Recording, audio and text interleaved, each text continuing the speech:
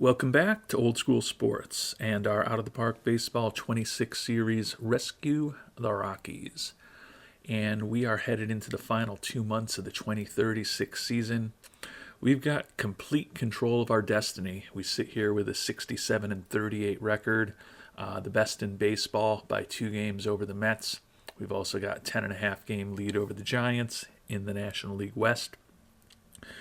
So as we sit here, our goal of returning to the playoffs is very realistic. Our goal of having a first round bye, very realistic. Home field advantage throughout the playoffs, realistic.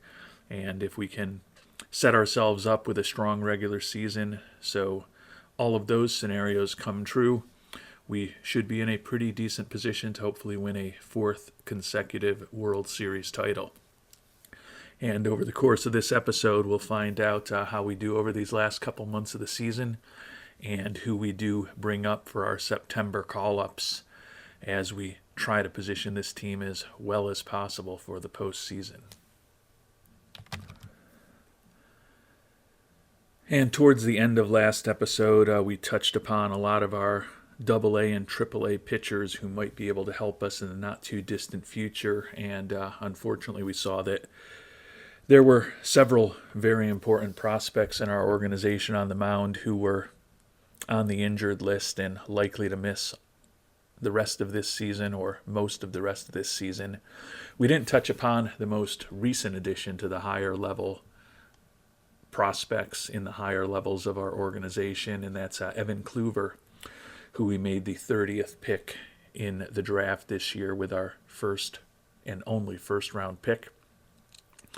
Kluver's pitched 2 games for us very well in Class A in the California League, and then he pitched well last week in the Northwestern League, went 6+ innings in both games, only allowed 1 earned run in each game, combined for 21 strikeouts over 12 2/3 innings. We want our minor league fans around the country to get excited about these top prospects, so we let Kluver pitch at both of those levels, even though he was probably, as we saw from his performance, a little advanced for those levels. He'll be making his first start in AA relatively soon, and it's certainly not inconceivable that Packy Kluver could be in AAA before the end of this season. Don't know whether or not he'll make it all the way to the major leagues. Might be a little bit of a big jump for him, especially given that we do have some concerns about his control at this point, although we're optimistic that it will get better over time and with further development and experience. As we think about the calendar for August, with a double-digit lead in the division, we've got a lot of divisional games, but you could argue they're not incredibly important with a lead that large. We do have 7 games against the Giants, though, who, as we talked about, are the closest team to us in the standings. Fortunately for us, all 7 of those games against San Francisco will be at home. We've also got a brief series at home against the Dodgers and a series on the road at the Diamondbacks and the Padres as well. So with a strong month of August, we hope that we can get that magic number for these Colorado Rockies down into the teens before the end of the month and put ourselves in a position where the last week of the season we're just trying to ensure that the team is healthy and the division is long locked up, and hopefully we won't even be competing with the Mets or other teams at that point for the best record in the NL and all of baseball. And we did lose 2 out of 3 at home against the Giants, so they did make a game up on us in the standings, unfortunately. Not the end of the world. Ezekiel Tovar, our longtime shortstop, looking for an extension. He's the last guy who's been with us since the beginning of this playthrough back in 2025 game time. Recently turned 35 years old, wrecked physically, putting up just a 79 WRC plus this year, as his bat certainly is not what it was during the prime of his career. Still remains a very good defensive player, good influence in the clubhouse. He's stolen 16 bases this year, on track for a WAR of around 3 this season, so still a pretty valuable player. And for a guy who is making $23.2 million this year, his demands for the future aren't necessarily unrealistic in terms of $13 million a year. I think 5 years with a player option for that final season and a guaranteed spot in the starting lineup is a little bit ambitious, although certainly if we bring him back at that money, the intent would be that he'd be probably our everyday second baseman or shortstop, depending on how the rest of the team looks. But given his injury issues and his age, even if we decide to bring him back this offseason and we end up having to spend a little bit more, I'd rather kind of see how these next couple of months go. And I'm not convinced that, $13 million as he heads through his mid-30s into his late 30s, that $13 million a year is the right number for a guy who is likely to become increasingly inept offensively and probably will start deteriorating defensively as well in the not-too-distant future. So can't rule out bringing him back, but not something that I feel I have to jump at right now. And things have been going well for our Rockies here in the month of August. We swept the small, quick 2-game series against the Dodgers, took 3 out of 4 in St. Louis. We did drop 2 out of 3 in Pittsburgh, but then came back home and just swept Miami in a 3-game series where we combined for 32 runs in those 3 games. So the offense is definitely doing its job, and Kevin Roberts Jr. has really been rallying over the last week in particular. Hit .476 with 3 home runs, 7 ribbies over the past week. Pulled his batting average up about 10 points since the start of the month, and with his strong performance of late, including the home runs, he's now leading the league in homers. Tough battle there with a lot of good players involved. We've extended our lead over the Giants to 13.5 at this point with the 3 wins in a row. Magic number is down to 30 as we sit here on August 18th. So certainly well suited to get that number into the teens before September. If we do incredibly well and the Giants struggle, could even have it in single digits, but that might be a little bit ambitious. The Mets remain the second best team in baseball, and we remain 3 games ahead of New York in the race for the best record in Major League Baseball. And another week in the books, we ran our winning streak to 6 in a row, sweeping 3 from Seattle at home. Closed out the homestand with those 4 games against the Giants. We only split, but given that we've got a big lead on them and they are chasing us, a split is not the worst thing from our perspective, although clearly we prefer to be having better than a 3-4 record against our top divisional rival at home this month. That said, still in an incredibly strong spot, 16-game lead over the Giants. The magic number is 21 as we head into the final days of August.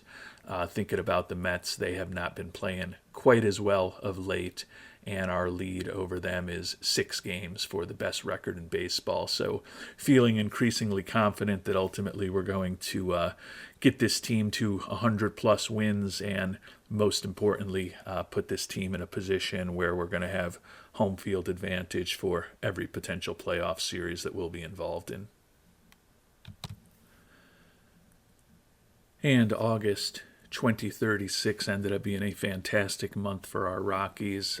We took 5 out of 6 the final week of the season on the road, swept the Diamondbacks, and then took the first 2 against Padres before they finally shut us out yesterday to close out the month. But as we sit here on September 1st, 17.5 game lead over the Giants in the division. The magic number is down to 14. And with the Mets reeling, they still have the second best record in all of baseball, but we're now 9 games ahead of them in the race for home field advantage throughout the playoffs. So positioned very well as we get ready to make some September call-ups and tweak our lineups a bit to hopefully give some playing time to some of the new additions to the team. Kevin Roberts Jr., third in the league in homers as we sit here, hitting 261, 29 homers, 76 ribbies. So a very productive season for Roberts, but honestly not what we've gotten used to seeing from him. Anthony Pack Jr. hitting just 234, but is second in the National League with 40 steals. Pitching wise, Martinez and Schultz now tied for the league lead with 13 wins, along with Daniel Davison from Milwaukee. Valer with 40 saves continues to lead the league there. And Leo Martinez making a big push to try to win a third straight Cy Young Award, now leading the National League in pitcher WAR. Martinez on the season 13-4 with a 2.82 ERA and a 5.3 WAR with a month to go in the season. Take a quick look at a couple of the youngsters who are already getting major league experience on our team. David Guidron's introduction to the majors hasn't been particularly gentle. ERA in the mid-sixes, over 20 and two-thirds innings, and he has allowed 4 home runs. Does have a 1-0 record, but only 1 shutdown and 3 meltdowns as a long reliever for us. Certainly hope that he'll pitch a little better down the stretch. No guarantees that a guy like him will end up being on the playoff roster, particularly with the way that he has performed for us thus far. And position player-wise, Phil Dingwell was better in August than he was in July. Not that that's saying a lot. As I sit here with a month to go in his rookie season, the batting average still only .229, 25 doubles, 4 triples, 13 homers, 90 WRC plus, still just a little bit above replacement level. Does have the service time now to be eligible for the prospect promotion incentive, but certainly not expecting him to win a Rookie of the Year with these numbers unless he has a massive month of September for us. Taking a look at the batting splits, mentioned he was better in August than July. Not that that was hard to do, but only a .231 average, only 1 home run. Positively did have 5 doubles and 15 ribbies for us, but still not a great month. Expecting to hopefully have a similar path with Mike Castro, who will certainly be one of our call-ups on September 1st next year, where he can get a little bit of experience this year and then hopefully be eligible for the prospect promotion incentive next year. Dingwell at this point, as I mentioned, would think that with those numbers he's pretty unlikely to win Rookie of the Year, but you never know. Maybe we'll get lucky at some point over the next few seasons and he'll have a very high finish in the MVP voting and we'll get a PPI selection that way. And we've made our decisions as far as September roster expansion of the 4 players that we're bringing up. 2 will be making their major league debuts. 2 of them are familiar names who have been up with us before. One of the new names is the only pitcher, the right-hander Melvin Reyes, international free agent signing from back in 2031. Expected the right-hander to, if all went well, develop into what we hope will be a good major league reliever, and certainly think he can be. Just recently turned 23. Durable as far as his injury proneness, an outstanding fastball that reaches 100 miles an hour on the radar gun, high work ethic and baseball IQ. Certainly looks like he can hold his own at the major league level.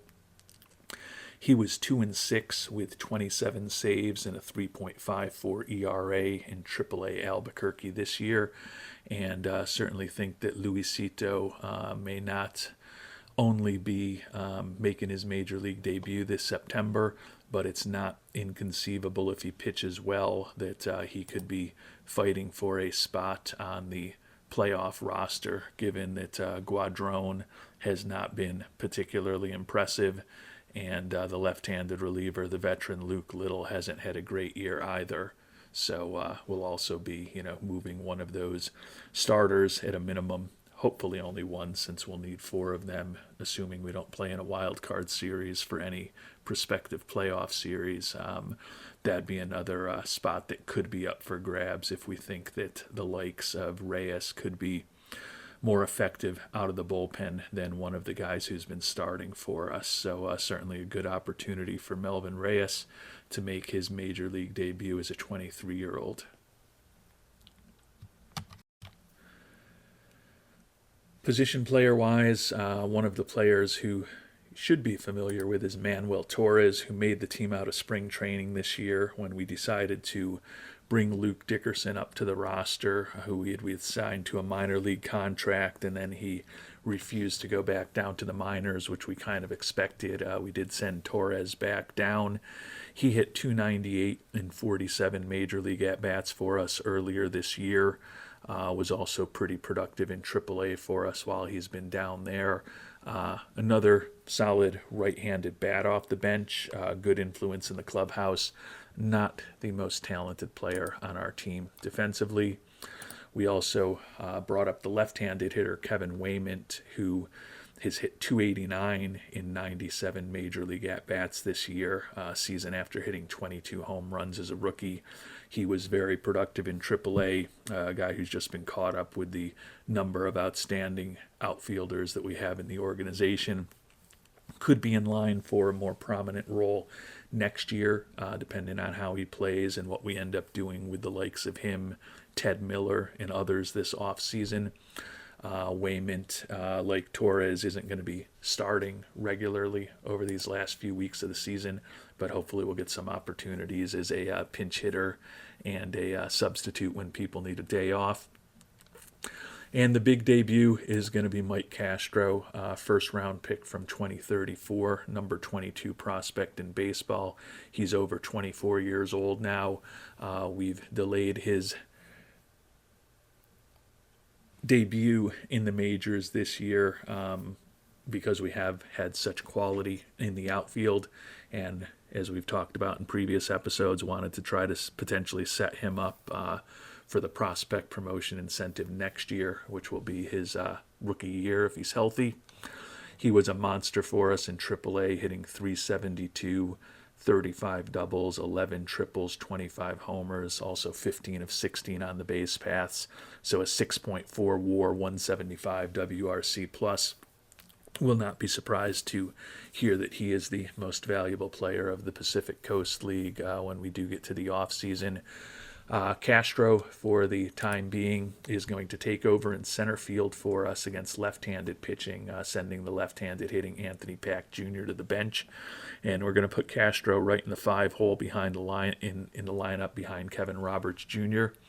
For the time being, we're going to keep Dingwell as our de facto starting left fielder, but we're actually going to substitute Castro in every other day with him, so he'll be getting significant action there as well, see what he can do against righties and lefties. If I felt like at this point Dingwell was a legitimate Rookie of the Year candidate, probably would play him every day. But as we've talked about with the way he's performed these last couple of months, I don't think it's realistic to think that he's going to end up earning the PPI for being Rookie of the Year here in 2036. So we'll split the playing time against righties between him and Castro. With the big lead we've got in the division, our magic number down to 14, and we're 17.5 up on San Francisco, 21.5 up on Arizona. The schedule for the month of September here is not necessarily critical. We are going to have 4 at home against the Diamondbacks this upcoming weekend. Then a couple on the road at San Francisco immediately after that. We will also have games against the Dodgers and Padres towards the end of the month, and then we'll finish off with 3 games at home against San Francisco in early October before we do move to the postseason. Again, with the massive lead we've got in the division, and at this point even in the race for the best record in baseball, I think our primary goal for this month of September into early October is just to avoid any significant injuries to our key players, particularly some of those infielders who tend to get banged up. And I'm thinking about the likes of Rosnil DePaula, Dervi Mahez, and of course Ezekiel Tovar, most significantly. So we'll continue to try to give them some days off and give them, when they get even a little tired, likely days off over these next few weeks to try to keep them and the rest of the team as healthy and well as possible.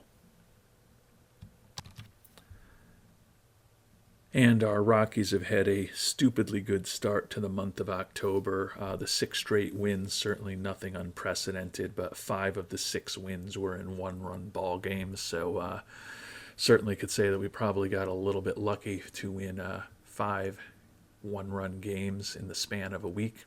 But we will certainly take it. As we sit here on September 8th, the magic number down to just 3. 22 games up on the Giants, who we will be facing these next couple of days.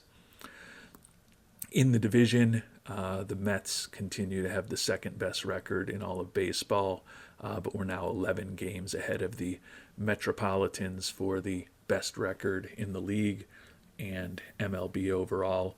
So certainly feeling pretty confident that we're going to be well positioned for the playoffs. The goal now is to just keep the key players on this team healthy. And although the Giants ended our winning streak, taking the first game in San Francisco, we took the second game there and then swept 4 in Chicago against the Cubs. So with 3 weeks left to go in the regular season, we've now already clinched the National League West. The only thing left to figure out is the battle between us and the Mets, and at this point we are 12.5 games up on the Mets for the best record in the National League and the best record in baseball. So feeling very confident that ultimately we will get the job done there. Taking a look at some potential individual accolades, Kevin Roberts Jr. second in the league in homers, Anthony Pack second in the league in steals, Noah Schultz now tied for the league lead in wins. Leo Martinez, although he's stuck on 13 wins, still leading the National League in pitcher WAR. And Adonis Valer with 46 saves, 7 up on Justin Payne and Colin Quintanilla, likely to end up leading the National League in saves this year and has a pretty solid shot to get to 50, I would think. Mike Castro, for those who are wondering, off to a pretty slow start in his major league career, only 3 for his first 24. Positively, all 3 of those hits were extra base hits. They were all doubles. He has scored a run, hasn't driven in a run yet, but 4 walks, 4 strikeouts. His 4 WRC plus, certainly ugly, but looking at his skill set, think that he'll be well positioned to hopefully be among the contenders for a Rookie of the Year award next year. And after that great start to September, a tougher week for our Rockies here. We split a couple games in Texas, and then we got swept by the A's at home. Just 2 weeks left in the season at this point. Obviously, we've got the division wrapped up.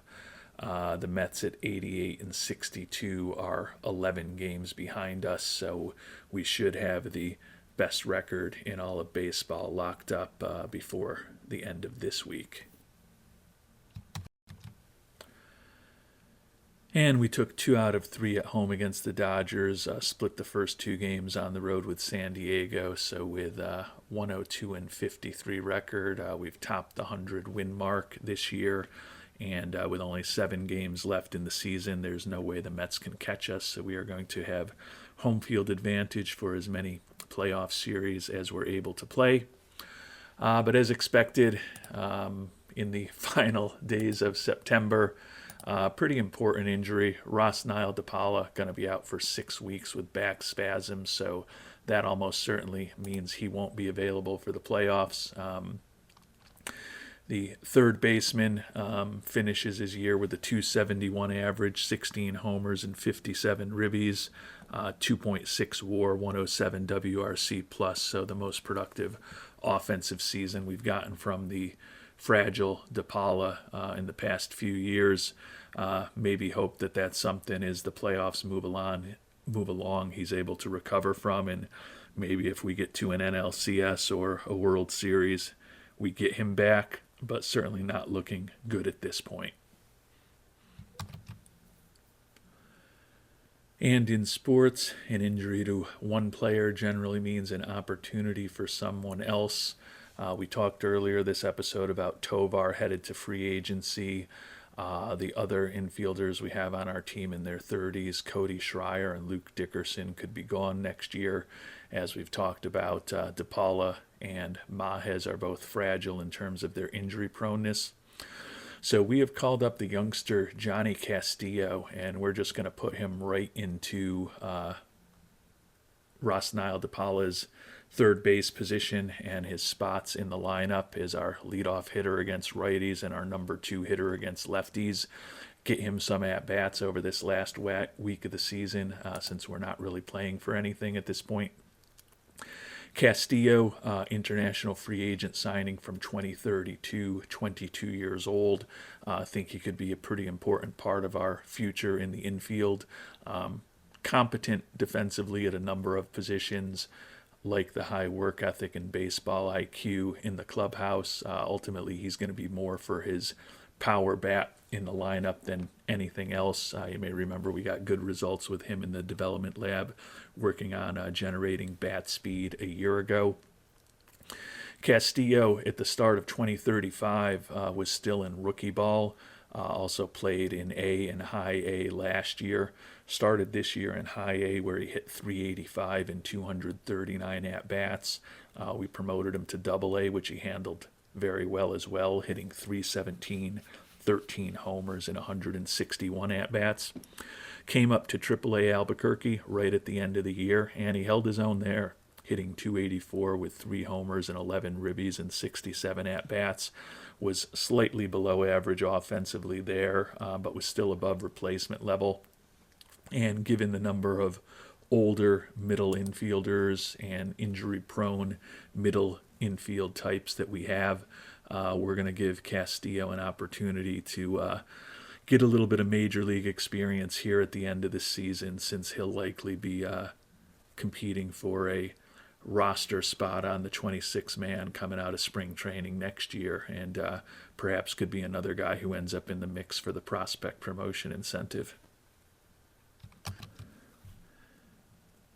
And we finished off our excellent month of September with a win on the road against San Diego to take that series, and then a couple of wins against the Dodgers.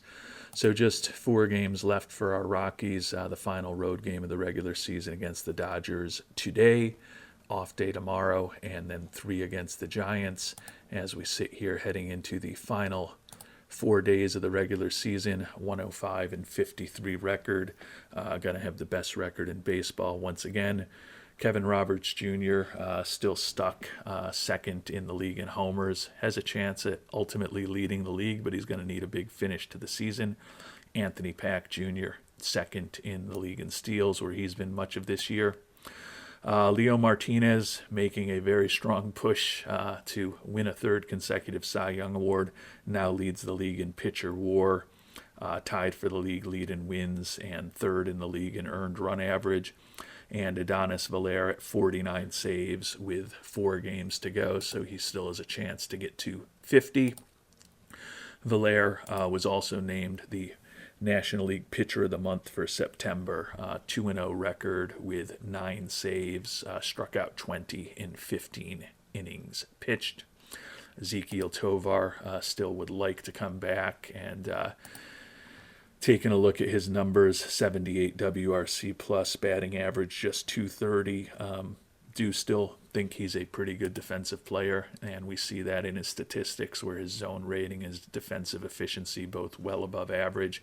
Hasn't won a Gold Glove in over a decade since that real life one in 2024, but has been a premier defensive shortstop for most of his run with us. Seems like he does want to come back. The demand still 5 years, but he's dropped the dollars a bit to around $11.5 million a season for those 5 years. If you're wondering how some of the youngsters have been doing, Johnny Castillo, 4 for his first 13 with us, so he's hitting 308. Has driven in a couple runs. All of his hits are singles, but certainly holding his own at the major league level at 22 years old. Mike Castro continues to be disappointing, but it's a small sample size, hitting just a buck 15 in his first 52 major league at bats. Still, one positive thing is that 5 of his 6 hits have been extra base hits, has 4 doubles, and he did hit his first major league home run earlier this month. David Guadron continues to be somewhat unimpressive as a long reliever for us. ERA of close to 6 over 26 and a third innings pitched, so he really didn't pitch all that frequently in the month of September. Melvin Reyes also only pitched 3 games for us in the month of September. Our pitching being so good in general from the starters. 1-0 record, hasn't allowed a run over the 7 innings that he's pitched. Sub-1 whip, and he's striking out a batter per inning, so he still is making a relatively strong case to potentially be considered for the postseason roster. And we've run our record to 108 and 53 with just 1 game left in the regular season, winning at the Dodgers and then the first 2 games at home against San Francisco. A couple of careers coming full circle relatively shortly. You may remember some of these names. Noel Callies just retired out of AAA. He is a guy that we drafted in 2031, the 4th round out of the University of Nebraska, Omaha. Kind of got stymied in AAA for us for the last few years, and these last couple seasons with all of the great depth that we've had in the organization in the outfield, he hasn't really been a starter. Obviously wasn't a prime prospect for us, given that at 28 years old he had never made it to the majors, but always interesting to follow how some of our draft picks turned out. Another one who made it all the way to AAA and just decided to retire, also at the age of 28, was Jay Stombaugh. I may remember him. He's a guy who we drafted in the 3rd round out of Rutgers back in 2030. Thought he could ultimately become a potentially useful piece as a middle infielder for us. The bat never really just developed. We did promote him finally to AAA this year, but he was not an everyday player.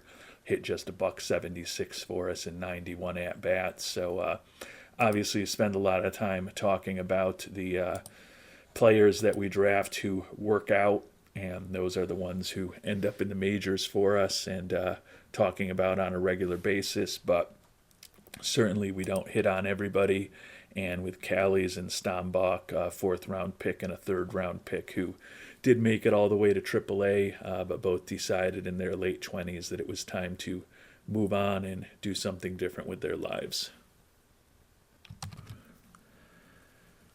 And as we sit here getting ready for game 162, Kevin Roberts been stuck on 36 homers for a while, but still 2nd in the league. Anthony Pack Jr. going to finish 2nd in steals. Leo Martinez,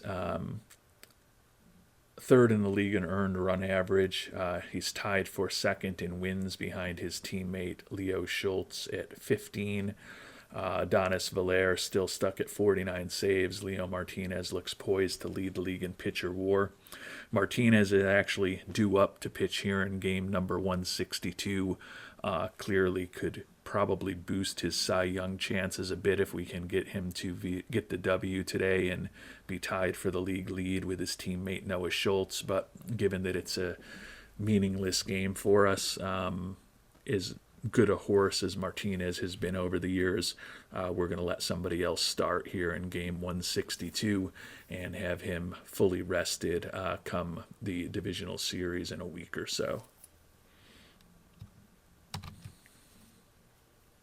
And we did lose the final game of the year to San Francisco. Did not pitch Martinez. Fortunately, everyone on the team is healthy as we start preparing for the playoffs, other than Rosnile DePaula, who obviously got banged up about a week and a half ago, and then Mike Girard, our starting catcher, who's missed most of this year and will have no chance at coming back for the playoffs. So relatively healthy, although certainly we'd prefer to have DePaula in the mix to be our starting 3rd baseman, but think we can certainly piece things together in the infield.